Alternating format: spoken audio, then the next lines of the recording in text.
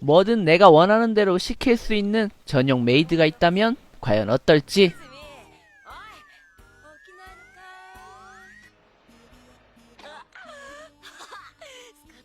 둘이서 살아가자. 누구도 의지하지 않고. 그것이 바로 이 두 자매의 결심. 부모님도 이해해 줄 거야 라고 말하는 걸로 봐서는 아마 가출을 결심한 듯한데, 굳은 결심을 하고 집을 나온 둘이지만 역시 현실은 만만치 않죠. 나이도 어린 두 자매에게 아르바이트 찾기란 만만치 않았던 듯한데, 잔뜩 그인 빗줄, 거절된 아르바이트만 한가득에 마침내 재워줄 것마저 떨어져 버린 자매. 잔뜩 끼인 구름에 역시나 비가 내리기 시작하고 결국 정처 없이 비 내리는 거리를 걷고 있던 두 자매는 끝도 없이 이어지는 담벼락을 지나다 한 거대한 저택을 발견하게 되죠. 가출해서 한 푼도 없이 묵을 곳을 찾고 있는 자매와는 완전히 반대의 입장인 듯한데, 그러는 중 동생인 미츠키가 저택 정문 앞에 붙여진 한 전단을 발견하게 되고, 묵을 곳조차 없던 둘에게 있어서는 구미가 당기는 이야기로 저택 안까지 들어가 가정부에 대한 이야기를 들어보기로 결정하죠. でもな、私家事苦手。大丈夫、なんとかなるよ。住み込み住み込み住み込み。きっとお年寄りで困ってるのかもしれないし、優しい人だったらいいね。そうね。とりあえず話だけでも聞いてみようか。 끝도 없이 이어진 저택 정원. 정원을 지나는 중 미츠키는 한 잉어 연못을 발견하고 다가가게 되는데, 비가 와서 미끄러워진 바위에 물에 빠지려는 찰나 언니인 이즈미가 동생을 구하려다 대신 물에 빠지게 되고, 소란스러운 소리를 들은 한 소년. 대체 무슨 소리인지 문을 열고 확인하게 되는데, もうびしょ濡れじゃない。美月、着替え出して。なんで私だけ落ちてあんたは無事なのよ。ごめんね。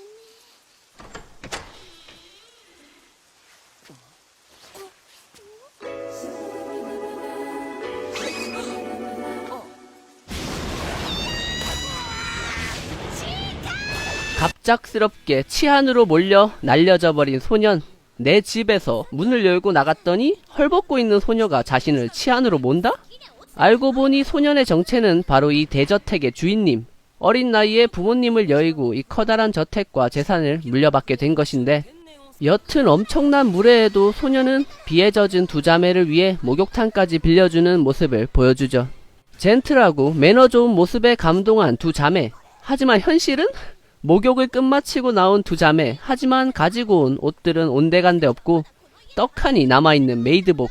자매는 어쩔 수 없이 메이드복을 입은 채 대저택의 주인님인 소년을 만나러 가게 되는데, これしか着れるものないんだから。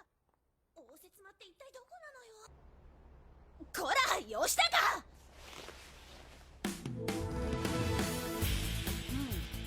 派手さは今一つだが、まあまって 당연하게도 억지나 다름없이 메이드복을 입힌 것에 대한 화를 내는 언니 이즈미.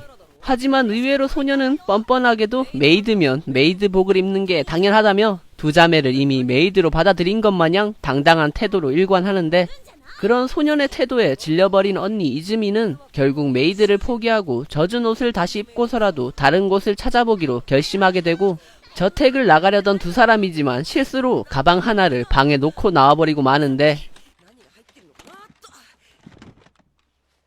안에 들어있던 것은 다름 아닌 애완악어. 이름은 포치?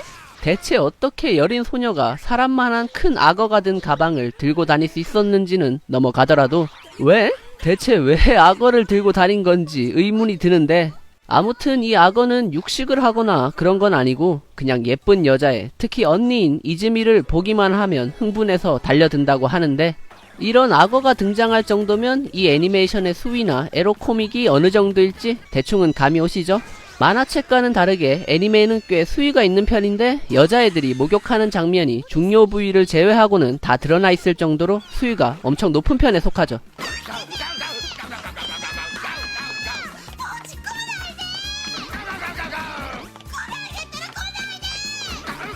여튼 그렇게 포치와 추격전을 벌이다 이것저것 가구 집기 등을 부숴먹은 언니 이즈미.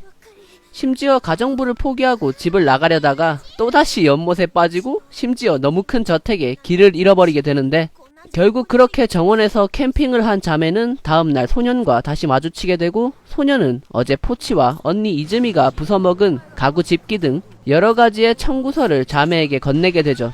그 액수가 무려 40만엔, 합계 400만원 이상의 빚이 생겨버린 자매.